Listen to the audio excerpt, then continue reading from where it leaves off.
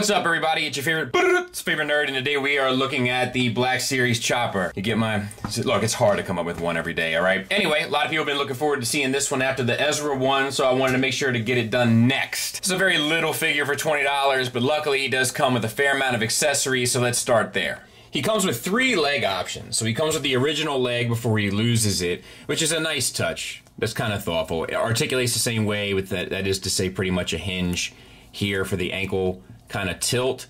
Then we have the hose. The hose is like a proper hose, so it like bends with the foot, which is nice. Orange paint, silver paint, this kind of grayish taupe paint, and then we have the weathering, this kind of heavy-handed throughout that we'll talk about here shortly. Then we have the wheeled third leg, so to speak. The wheel is plastic and it rolls, and then we have the kind of firing third leg, so to speak. And that has the little kind of flame effect, just translucent orange plastic over top. There it is with the 2 original legs. And the pieces just swap out. They're just pegged in. You just unpeg them, plug the other one in. There it is with the wheeled third leg, so to speak. And just be cautious with this. If not that it'll break or anything. It's just a pain. You can kind of push this in too deep, so to speak, and then it's kind of a bear to get out. But otherwise, you should be fine.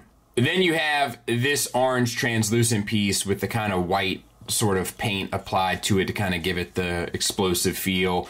And it's done nice enough. It's off at an angle, so it kind of gives that effect of being propelled. And then you just take the other third leg option and insert it in, and you kind of got this look, you know, which is good enough, you know. I think that being off at an angle does give it some character, so I do kind of appreciate that. All right, gimmicks aside, let's talk about the figure. So he's painted up, so I'll give him that. We have the silver paint added here, and then the kind of silver paint added where it plugs into the head, so that's cool. And then we have, gimmick-wise, we have these side arms here, so that's cool. You know, and then we have this armature here, which might be a little tricky to get out. Let's see. There we go. You know, and then it hinges here as well. So all of the arms have separate hinging pieces, which is nice. You know, it's a little added bonus. And let's see what else. So we have the taupe paint and then blue paint here. We have silver paint there. We have the yellow paint added on that looks pretty good for yellow paint. And then we have the weathering, which is really heavy-handed and a little obnoxious. Down here we have the yellow paint, yellow paint, yellow paint, and then the kind of greenish olive paint, yellow paint, and then the weathering. On the back, orange, and then this beigeish color and some silver. So they used a wide color palette. You know, I think they did try to throw everything they had at it. It's just the weathering that looks a little bit much. The taupe, orange, silver, plus the hoses that we already talked about, and then the new leg has like the olive green with the yellow. So, I mean, and then the head swivels, right? And then the arms, we already talked about the ankle tilt, and then it has a kind of a swivel here, and that's all we got, you know. So the truth is what else would you do, you know what I mean? But I almost feel like with this kind of stuff, like it'd be better if they put in, like, I don't know, dude, like another, you know, like 2 droids, or a droid and an Ugnaught or something, like just something where it made you feel like you were kind of getting your money's worth. There's even silver paint in there behind the armature, but I do think for what it is, you couldn't do much more except weather it better.